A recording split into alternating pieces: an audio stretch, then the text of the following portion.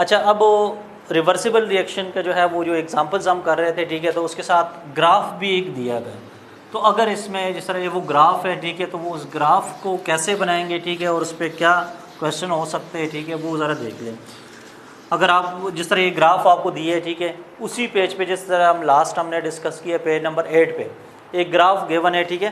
Page number 8 पे अगर आप देखें फिगर 9.2 एक ग्राफ गिवन है, उस ग्राफ के नीचे लिखे कंसंट्रेशन टाइम ग्राफ, ठीक है। कंसंट्रेशन और टाइम का एक ग्राफ गिवन है, ठीक है, उसको हम बनाएंगे। और ये किस चीज़ का है? ये एक रिवर्सिबल रिएक्शन है जो हम एग्जाम्पल में पढ़ चुके हैं। और ये ग्राफ कैसे बनाएंगे वो आपको मैं तरीके इसका बताता हूँ, ठीक है। वैसे हर रिएक्शन का आप ये ड्रा कर सकते हैं, लेकिन आपको सिर्फ जो यहाँ पे गिवन है ये वाला समझने है, इसको आपने ड्रॉ करना है, इसकी डिटेल नहीं लिखनी है, आपने जस्ट इस ग्राफ को ड्रा करना है। अच्छा, ये ग्राफ हम जो ड्रा कर रहे हैं वो इस रिएक्शन का कर रहे हैं। इसके ऊपर क्वेश्चन आप लिख ले, ये जो आपको ग्राफ गिवन है, ठीक है, give graphical representation of reversible reaction, ठीक है। रिवर्सिबल रिएक्शन का जो है वो ग्राफिकल रिप्रेजेंटेशन जो है वो आप शो करें। अच्छा, वो रिएक्शन कौन सा है? वो किसी भी रिएक्शन का हो सकते हैं। यहाँ पे हम इस रिएक्शन का लिख रहे हैं 2SO2 + O2। कंडीशन इसकी ये है, वो V2O5 450 degree C 200 ATM pressure है और 2SO3 ये रिएक्शन है। इसका हमने अब ग्राफ ड्रा करना है, ठीक है। कैसे करेंगे? तो दो चीज़ें हैं इसमें। एक तरफ याद रखिए इसमें है कंसंट्रेशन, ठीक है, कंसंट्रेशन ऊपर की तरफ इंक्रीज़ हो रही है, और इस तरफ याद रखें टाइम है, टाइम इस तरफ इंक्रीज़ हो रहा है, ठीक है। बुक में इस तरफ भी लाइन एक ड्रॉ की हुई है, उसकी ज़रूरत नहीं है, ठीक है। ये दो चीज़ों का आपने ग्राफ ड्रा करने रिलेशन। इस वजह से यहाँ पे देखिए उन्होंने नीचे लिखा भी है कंसंट्रेशन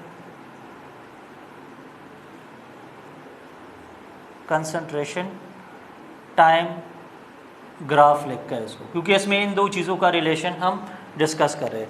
अच्छा, अगर यहाँ पे आप देखें तो सबसे पहले इस ग्राफ के अंदर देखें तो उसमें रिएक्टेंट्स को अगर आप देखें तो वो 2 है, प्रोडक्ट्स को अगर आप देखें तो वो इस तरफ 1 है। टाइप को अगर आप देखें, ठीक है, SO2 और O2 दो टाइप के रिएक्टेंट्स है, प्रोडक्ट एक ही है। तो आप देखें तो दो लाइन्स ऊपर से नीचे की तरफ आ रही हैं। अगर आप देखें ना, एक लाइन ऐसे आ रही है, ठीक है, एक और लाइन है वो भी नीचे की तरफ आ रही है यूं करके।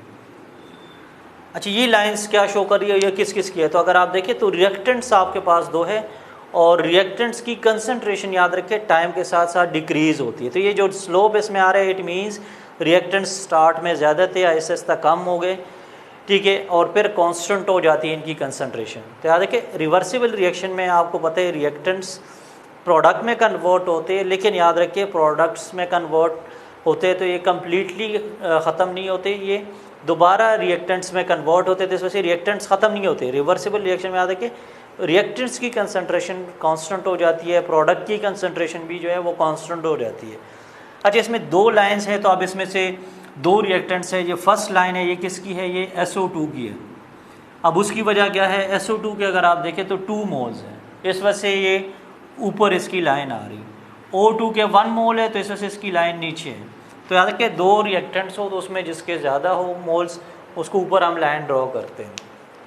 अच्छा, प्रोडक्ट की कंसंट्रेशन देखें, प्रोडक्ट स्टार्ट में 0 होता है, ठीक है, SO3, लेकिन आहिस्ता आहिस्ता उसकी अमाउंट बढ़ती है, लेकिन ये देखिए वो इंक्रीज़ नहीं हो रही, कुछ टाइम के बाद उसकी कंसंट्रेशन भी जो है वो कांस्टेंट हो जाती है।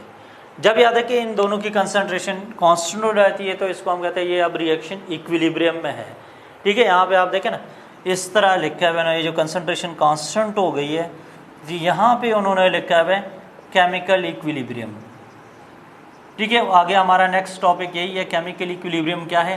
तो केमिकल इक्विलिब्रियम जो है वो क्या होता है? जब आपके पास रिएक्टेंट्स और प्रोडक्ट जो है वो आगे वैसे हम डिटेल से नेक्स्ट डिस्कस करेंगे, लेकिन इसमें क्या आपके पास रिएक्टेंट्स और प्रोडक्ट की जो अमाउंट्स है उसमें फर्दर कोई चेंज ना है, जितनी प्रोडक्ट की कंसंट्रेशन है, ठीक है, टाइम आगे बढ़ता जाए और उसमें चेंज ना आए। इसी तरह जो प्रोडक्ट और रिएक्टेंट दोनों हैं उनकी कंसंट्रेशन में चेंज ना आए।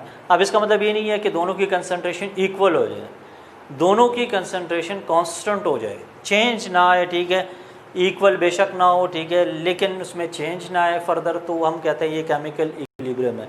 तो ये ग्राफ आपने इस तरीके से ड्रॉ करना है। रिएक्टेंट्स की कंसंट्रेशन डिक्रीज़ होती है तो वो डाउनवर्ड स्लोप बनेगा, ठीक है, और इसमें अपवर्ड की तरफ जो है वो लाइन जाएगी, ठीक है, लेकिन दोनों की कंसंट्रेशन आगे कांस्टेंट हो जाएगी। तो ये ग्राफिकल रिप्रेजेंटेशन है एक रिवर्सिबल रिएक्शन की। अच्छा, इसी के साथ क्योंकि ये केमिकल इक्विलिब्रियम का आ गया है, ठीक है, तो इसी पेज पे अगर आप देख लें आपको केमिकल इक्विलिब्रियम की डेफिनेशन भी दी हुई है। और इस पेज के बिल्कुल आखिर में आप आ जाएं पेज नंबर 8 पे, तो केमिकल इक्विलिब्रियम की डेफिनेशन दी है, उधर आपने एक क्वेश्चन भी नोट करना है, ठीक है, इसी के ऊपर केमिकल इक्विलिब्रियम क्या होता है, ठीक है। और केमिकल इक्विलिब्रियम को हम आगे इसमें डिस्कस करेंगे, इसको डायनामिक इक्विलिब्रियम भी कहते हैं। ये क्वेश्चन जो है वो उसके ऊपर बिल्कुल एंड पे नोट कर लें कि व्हाट इज़, ये एक्सरसाइज में भी क्वेश्चन है, व्हाट इज़ केमिकल इक्विलिब्रियम,